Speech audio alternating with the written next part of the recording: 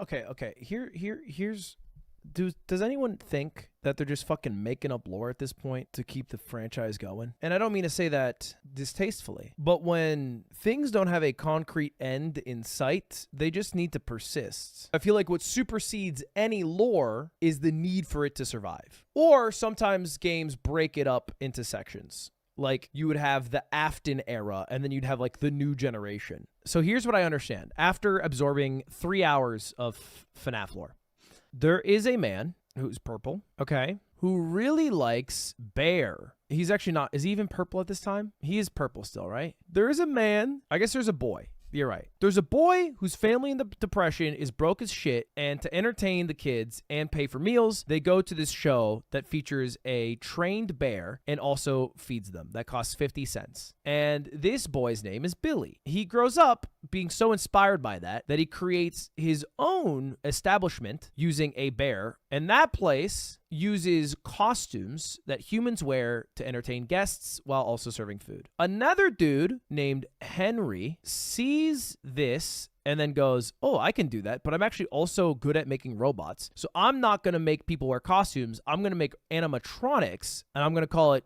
Chica's fucking Playhouse or some shit. Purple dude sees that. He gets really fucking mad about it. He's seething. Fredbear's goes under. Chica's is going up. It's all green. We're making money. And then Fredbear's eventually goes out of fucking business. Then Henry, seeing this go out of business, is like, dude, what if I just give you fucking buku dollars to get you out of bankruptcy? And then we become business partners and we start a new place together. I'll get rid of my place. I'll even give you the naming rights. We'll call it Fredbear's fucking Diner, and we'll make this shit together. And then William's like, damn right, I'm fucking down for this, but secretly is seething. Good for them, though, is it becomes so successful that it spawns a second establishment called Fred's Fazbear Pizza. Henry's got 3 kids, or excuse me, William's got 3 kids. Henry at least has a daughter that we know of. Because Henry's getting all the credit in the praise, William becomes a bit jealous and really sinks himself into work and tries to take the fast course on how to make a robot. And so because he's neglecting his kids, but he's still a controlling parent, he sets up cameras to watch his children and has his eldest son, Michael, watch his youngest son, whose name is either Greg or Evan or whatever. His eldest son does a poor job at it, and so his eldest son, on the birthday of the crying child, sets up a nice little prank where him and his friends will get him close to one of the animatronics that the young kid is scared of, and it fucking chomps the kid's head. The bite of 87, but it happened in 83. William is still too busy working to go to his kid's hospital bed, but through a doll that he uses to watch over his kid, said, I will repair you. I will fix you. It's the bite of 83. It's the bite of 87 according to Markiplier, and he is God. Was that the bite of 87? And he says, I will fix you. And by I will fix you, he actually means I'm going to throw myself more into my work, and I am going to start drinking at a bar. And so he starts drinking at a bar, and he gets a little too drunk one night, and he gets kicked out of the bar, and then he goes to his business, and he sees Henry Emily's daughter outside, and he fucking murders her. And he enjoyed that. He liked doing the murder using his bunny costume. What's the bunny called again? He wears the bunny costume and he starts doing a little bit more murder. And he murders 5 kids, the most important of which is the final kid named Cassidy. Cassidy, who he murdered a little too hard. He murdered her ass too damn hard. And because he murdered her so hard, police found out about it. And they couldn't convict him because he wore a mask, but it made them shut down Fredbear's Family Diner. So they still had Freddy's Fazbear Pizza, and he gets a little horny again one day for murder. He goes over to Freddy Fazbear's Pizza, and what does he do? 5 more murders. And he shoves the bodies.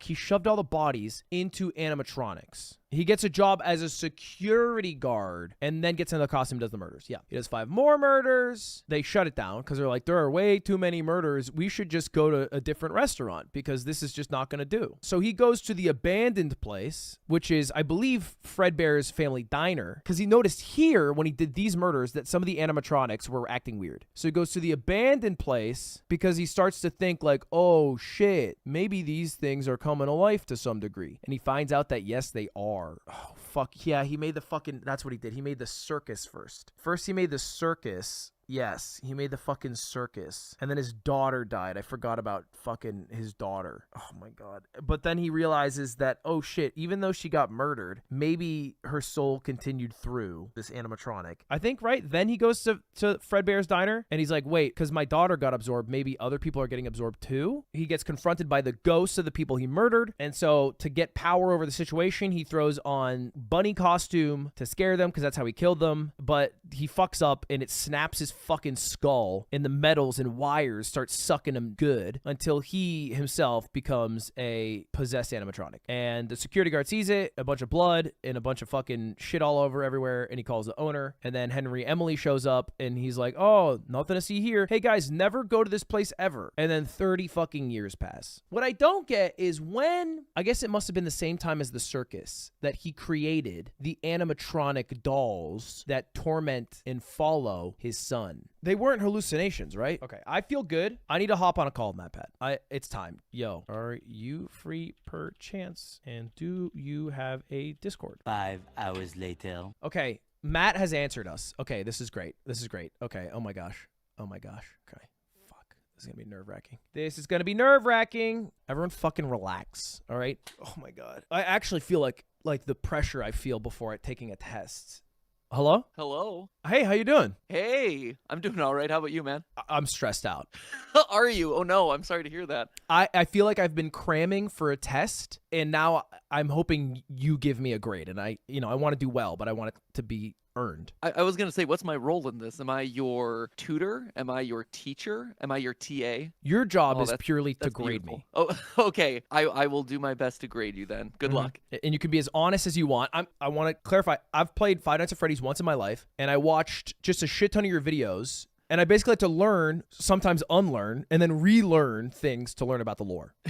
That's true. Wait, are you only using me as your resource? Yes, I only used you as my resource. Ooh, okay. That's a dangerous prospect, my friend, but I appreciate it. Thank you. Okay. All right. I'm just gonna dive into it. I'm gonna give you the entire FNAF lore based on a chronological timeline from the 30s until 2035. That sounds great. I love it. Should I guide you along the way, or am I just like a neutral party in all of this? I would love if you saved your main criticisms and concerns for the end, but if you could make noises along the way if I'm really far off or really spot on. Yeah, sure. I will make noises and I'll leave it up to you to interpret. Okay. All right. I think at its core, the FNAF lore is something that needs to continue as long as new FNAF things are being made. And yeah, so I would agree with that. It's an evolving thing, right? It's not like a static thing that was made at one point and we are seeing through all the way. Yeah, FNAF lore is an entity that has changed, I would say, probably 3 solid times over the course of the franchise's history. So you, at this point, you could probably say mostly anything, and there's a chance that you're right at some point.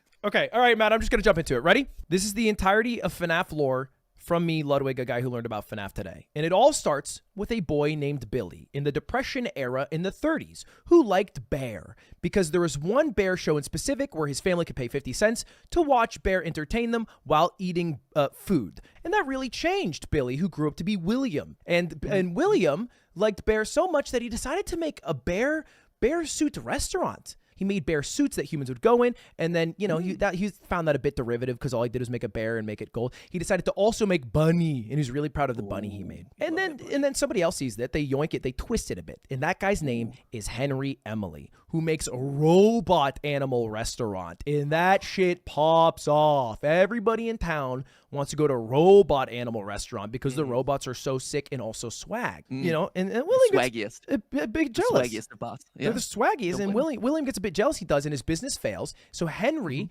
helps him get out of bankruptcy, and they become business partners, which on the surface would seem good, but William was still a bit of a jealous a-hole throughout all of this and held on to that resentment. Business is booming. They make a place. All right. Henry even gives him the naming rights. It's called Fredbear's Family Diner. Goes great. They even make a second place called Fozzie Bear's Pizzeria. They make a freaking cartoon show. Business is booming so much. And at this point, William's like, I got to put my pedal to the metal. I want to catch up to my business partner and my rival. I want to learn how to make a robot. Throws himself at his work. So much so that his 3 children, 2 sons, 1 daughter, are getting neglected. So to keep up, he has like these little spy cameras he sets up to keep track of them, and he lets his eldest son take care of his youngest son. Not so good of a babysitter, just not one of the best babysitters around, you know? And one time on his youngest son's birthday, whose name could perhaps be like Steve or Gregory or something else, one time on his birthday, he sets up a little prank with his friends where he brings the youngest son close to an animatronic, and his youngest son's scared of the animatronics. And what happens when they put him so close to him, even around the mouth of it, the spring trap fucking boom, and he dies. And that's the bite of 87. Was that the bite of 87? Which happened that sucks. It happens in 1983, but it was the bite of 87, according to Markiplier. And because of that, William Afton was distraught. And instead of visiting his child because he was so distraught on his deathbed, instead he said through a plush bear, I will fix you, and blames Henry Emily. And he buries his kid near a bar, and he starts going to the bar, and they're like, you're going to our bar too much, you got to leave. So he gets really fucking pissed drunk, and he goes to their pizzeria, and he notices Henry Emily's daughter outside and has this fucking urge and murders her. And he leaves and he goes home, and this murder is found out, and Henry Emily suspects William, but doesn't do anything about it for some reason, which is weird. And the police aren't able to find anybody. But William is like, oh, dude, you know what? I actually think I kind of fucking like murder. So decides to do a little more murder. And he disguises himself by luring kids in with a bunny suit to a back room to murder them. And it's actually going really good. He's doing the murder great until the 5th murder he does. Technically the 6th, but the 5th kid he murders, whose name is Cassidy. And he murders the shit out of her so hard that like everybody's like, oh, murder happened here for sure. And so then, that son of a bitch gets in trouble because the police come through, but they're like, oh, we saw somebody in a mask kill people, but like we can't confirm it. So instead, Science wasn't good enough. The only thing that is done is Henry Emily's like, I have to kick you out of the business, and I have to shut this place down because too much murder happened. William, at this point, he starts getting more into robotics. He even makes some robotics to like follow and terrorize around his eldest son to make sure he's not getting up to no hijinks. Decides, you know what, man? I'm going to go undercover boss as a security guard at his business and then do more murders. He does the murders raw. And by the way, while he's doing these murders, he's stuffing all the kids in all these suits and all the animal suits to hide them because nobody would check the suits even though they're soaked with blood and they smell horrible. Nobody checks them. Right. And so he does 5 more murders, and then they shut down the place. And you would think it would be over then, but it's not, because William Afton saw something suspicious with the other animatronics that he put the kids into earlier, and he thought that something weird's going on. So under his house, unbeknownst to his really, really oblivious and possibly dumb children, he makes a giant fucking circus that is supposed to have a bunch of animatronics. And the day before it's supposed to open, his daughter, who usually listens to him all the time, doesn't listen to him, gets too close to one, and the fucking same bang snaps her damn neck, and she is stuck inside of it. And you'd think he'd be sad, but the eye color changes from blue to green, which maybe entails that the soul of his daughter is now trapped within inside the animatronics, and he gets excited by this. And so you gotta listen to your parents, man. You gotta listen to your parents always. So then he goes to one of the abandoned places, and then he starts melting all the metal down from all the animatronics, and he realizes there's this thing called remnants, the remnants of the souls of the people he murdered. And he doesn't exactly know how it works, but he knows the souls are retained, and he wants to use the souls to rebuild his boy and rebuild his girl and rebuild his family. But instead what happens is a bunch of ghosts see him there, and they're mad at him for fucking killing them and shit. And so to try to get out of this situation, because he doesn't know how scary ghosts are, he gets into his famous bunny costume, but he fucks up, and somehow a third time, it's almost unbelievable, Matt. It's almost unbelievable. Somebody's head snaps from a spring trap, and he dies. But does he actually die? And a security guard sees it, and they call Henry Emily, and Henry Emily sees William Afton's body, and he goes, nothing to see here, folks. And he leaves. And for 30 years, nothing happens. And now we switch to Michael Afton, the son of William, and says, well, shit, my dad said if he ever left to check out his fucking his secret base in our house. And then he finds out, oh, shit, there's a big secret base in our house, and my dad's actually kind of like a psychopath, and I need to correct the wrongs of my father. And so he tries to save some of the animatronics that he think might be his sister, and they kind of trick him into getting scooped. And I don't know what that means, but the boy gets fucking scooped and he becomes purple. And that's weird, but most people just think it's a costume for some reason. And now this purple man gets a bunch of jobs as a security guard and tries to burn them down one by one by one. But it didn't really work. Every time he burns them down, it doesn't really work until Henry Emily, he's back. Uh-oh, bitches. And he's like 100 at this point or some shit. He makes a new establishment to lure the souls of all of these animatronics. And then the new security guard happens to be Michael Afton, and he burns it down. And that should have been the end of everybody. But the soul of Charles Emily, the son of Henry Emily, who was trapped inside the security doll, keeps William Afton alive as an act of retribution and punishment. And he's able to do more nefarious things. And then I think his wife gets involved, but I stopped actually understanding because I got annoyed. Wow.